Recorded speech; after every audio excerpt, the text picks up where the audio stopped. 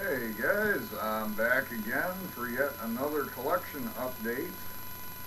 I will have probably toward the end of next week one more pretty big update, and then it'll be back to starting to watch all this mad collection that I've just gathered up so I can start getting some reviews and some other stuff back up on the channel, guys. But as this is going to be another fairly lengthy video, I'm just going to tear right into it. The first title, guys, I've talked about this film a number of times, but I never got around to picking it up, and it's Andrea Bianchi's Burial Ground, The Nights of Terror. Very cheesy, very awkward zombie film with some sort of incest themes. Probably Bianchi's most famous film, although all of his movies are pretty crazy. So I have seen this. It's a classic. It's crazy, really cheesy, but if you're into really cheesy zombie stuff, this is, to me, is a must-own. Next up, guys, is the only giallo in this update. My next one will have several. And this is Lamberto Bava's 1983 giallo film, A Blade in the Dark, which sadly I've never seen, but I've actually heard mostly good things about this, so I thought it's about time I finally picked it up. The next one, guys, is another Vinegar Syndrome release. I have been kind of hyping them as far as, doing early porn and exploitation type films. This is another of their double features. Abduction of an American Playgirl and Winter Heat, which are two of kind of the notorious roughy type porn films from the mid-70s. So I've actually never seen a roughie. I'm kind of new to this whole genre, so I was intrigued enough I had to check this or to pick this up. So, and the next bunch, guys, are all Euro crime films. And the first one up is Enzo G. Castellari's 1974 classic Street Law. With Franco Nero. I have actually watched this film in the past. It's a fantastic film. I wouldn't call it a clone by any stretch of the imagination, but you can tell it was Castellari's somewhat of a tribute to the film Death Wish with Charles Bronson. Kind of the same basic premise, this kind of regular guy who's tired of all the crime and decides he's going to fight back. So it's very good, it's very action-packed, classic Enzo G. Castellari from that standpoint.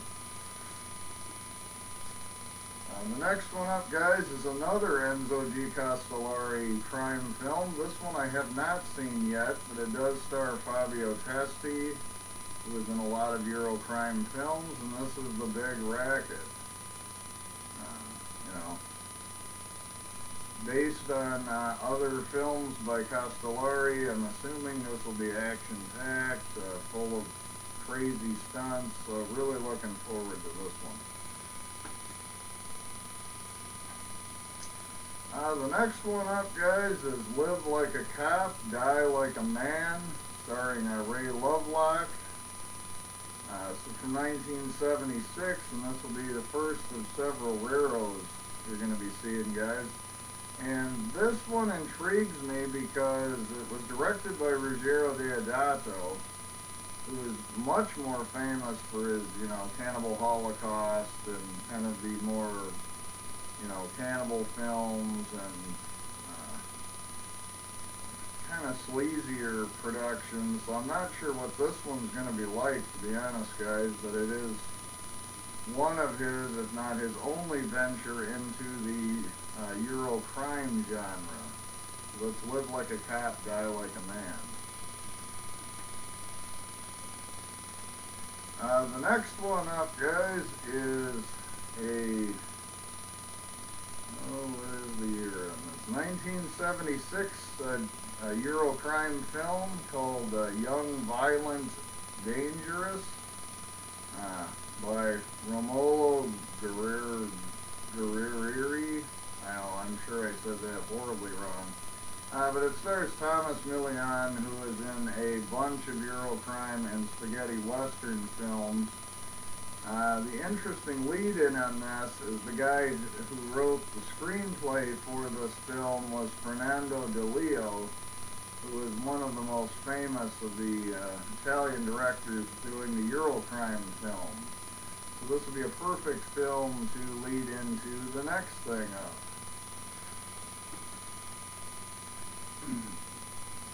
And that is the Fernando Di Leo box set from Raro. This is the Blu-ray version. But this basically has 4 of Di Leo's crime films. I'm not going to pull them out because they're kind of hard to pull out, guys, without getting it. It comes with a nice book, and as you can see, it's the kind of slim cases kind of design. But the 4 films are 1972's Caliber 9, which I have seen, which is fantastic. It's got Gaston Motion and Barbara Boucher. More of a serious type crime film in that case, not as strictly action-based, very plot-driven. The second film is The Italian Connection, also from 1972. With Woody Strode, Henry Silva, Mario Adorf, who is also in Caliber 9, I should mention. I have not seen that yet, but it was the second part of the Milou trilogy. The third film in this set is The Boss, which was from 1973, which was the third part of the Milou crime trilogy that he directed. It also features Henry Silva and Gianni Garco, who is in some giallos and some westerns as well. And the fourth disc in this set, guys, is Rulers of the City from 1976, which had both Jack Palance and Al Cliver in it, so, you know, a couple of big stars in that one. That one just happens to be a Euro crime film. It wasn't part of his Milou trilogy. They just threw that film in as sort of a bonus. I'm not going to pull it out, but it also comes with a real nice a booklet in there as well. So that was the Fernando Di Leo Italian Crime Collection Volume 1 on Blu-ray. And so why stop there? I went ahead and got Raro's Fernando Di Leo Euro Crime Collection, or Italian Crime Collection, Volume 2. This one features Naked Violence from 1969, which I believe was his first film, first directorial credit. I could be mistaken. But it stars Nev Navarro, a.k.a. Susan Scott, who was in a number of giallo films, actually. The second film on here is Shoot First, Die Later from 1974, which stars the great Luke Mirenda, who did a lot of westerns and, you know, kind of action-type films, crime films. And the third disc on this is his film Kidnap Syndicate, which also stars Luke Mirenda. And that is from 1975. Essentially, guys, this is just 3 more of Di Leo's crime films. It was the genre he was the most prevalent in, and the genre that he is the most famous for. Interesting, again, I'm not going to pull these out, guys, but this set comes with the full-size keep cases rather than the slim cases, which is kind of an interesting move on the part of Raro. But this is, of course, also the Blu-ray set. And, guys, last but not least, something I have been after for literally for years, guys. My biggest gripe was you can find the individual releases on Amazon any day of the week for about $5 a piece. So obviously it's a 4-disc set. So that's around $20.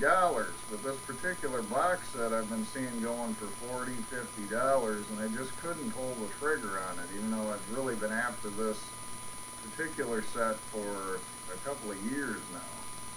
But I finally found a seller on Amazon selling this for 20 bucks, brand new, so I couldn't pass it up, guys, and it is the Blind Dead Collection Coffin box set. You know, everybody and their neighbor's shown this off ages ago, but it's brand new for me. And of course, this one I can open up. The lid pops off like a coffin. And basically it's 4 zombie films by Spanish director Fernando Di Leo. And of course it starts with the 1971 classic Tombs of the Blind Dead. You know, I mean, what else can you say about that? Of course, he followed that up with the 1973 Return of the Evil Dead. And of course, these stories are about the Templar Knights. You know, I'm not going to get into the whole story because I might do a whole series on these films, but they come back as blind dead zombies, basically. But this is 73's Return of the Evil Dead, which was the second part of the quadrilogy.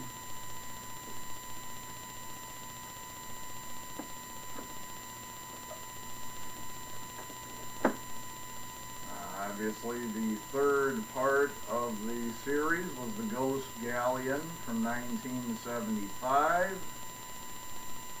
And you get a pretty good look at the Blind Dead. Some great artwork on these from Blue Underground, I find. Anyway, and of course, the fourth and final part of the Blind Dead series was Night of the Seagulls from 1976. So of course, you get all 4 parts of the quadrilogy in this box set.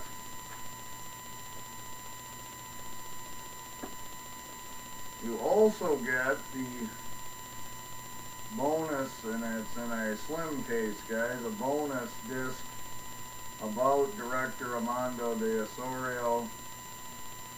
So really looking forward to checking that out. Of course, this is an exclusive to the box set. You wouldn't get this if you bought these releases on their own.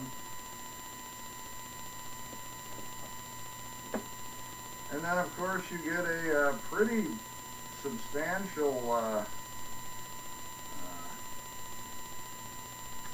basically little booklet about the Blind Dead series that comes with it as well.